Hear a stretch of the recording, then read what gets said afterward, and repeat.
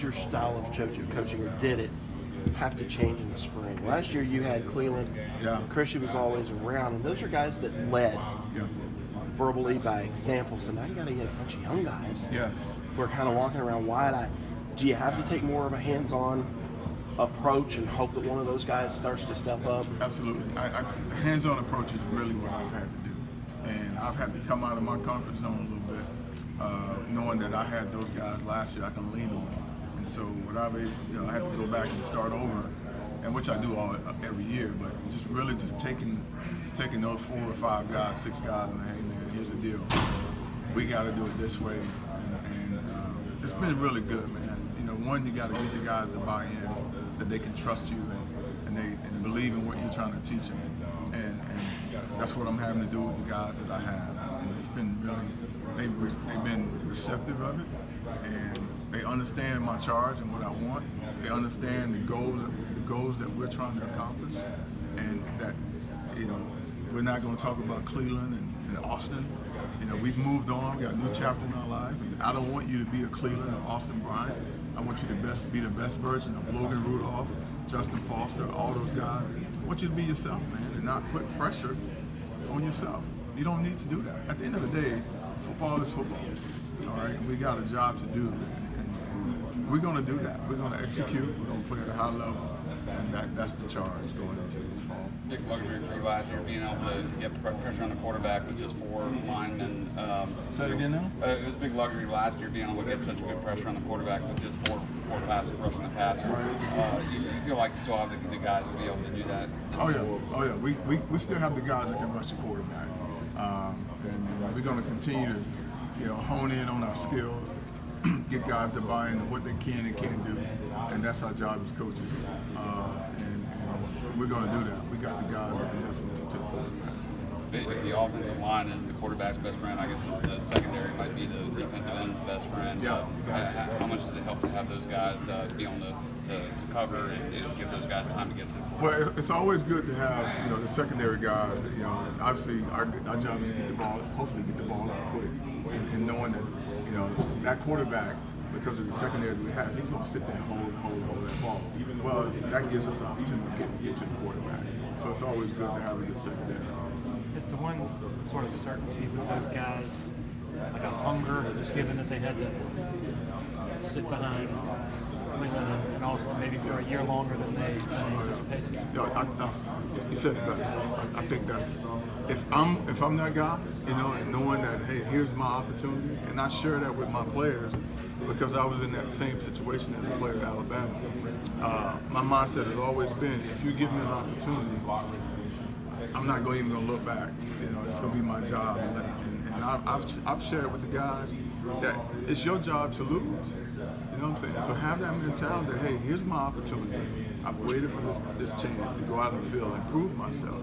But don't mess that opportunity up. And so, to answer your question, they are hungry and they're excited about this chance. And I'm excited for them just to see them play. What specifically does Xavier Thomas speak to? I guess what was one of your biggest objectives for him between the spring and camp? Well, just obviously the stuff that he does on the football field is really it's easy. He can rush the quarterback, his speed, explosiveness, all those things. But I do think he needs to continue developing the run game, continue to be a leader. On and off the field, don't get caught up in all the hype. Just focus in on things he can control, and the things he can't, man. Don't even worry about it. So, just being locked in. That's what I need from him.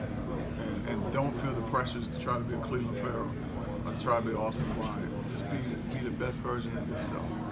But the run game, is that just more fundamental? Fundamentals. That's all. Just get technically and fundamentally sound in all that we're asking him to do.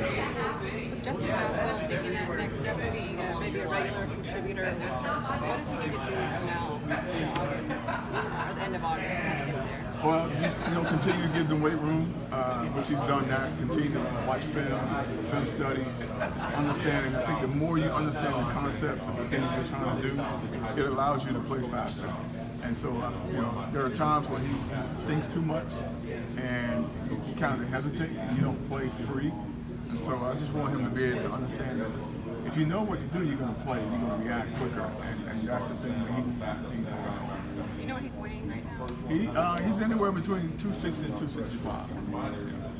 That's kind of the weight I want him to come in at. Our defensive ends coming, from high school into college, are they coming and you're having to teach them fundamentals of the defending the run, or is it stuff they already know and you just need to college level? Have you noticed any difference?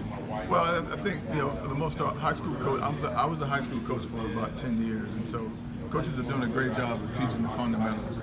There are still technique things that we need to work on, but for the most part, these guys they have a good working knowledge of what we're trying to do. So it makes it easy when we bring them in and trying to teach them our way and the fundamentals of what we want from a defensive standpoint.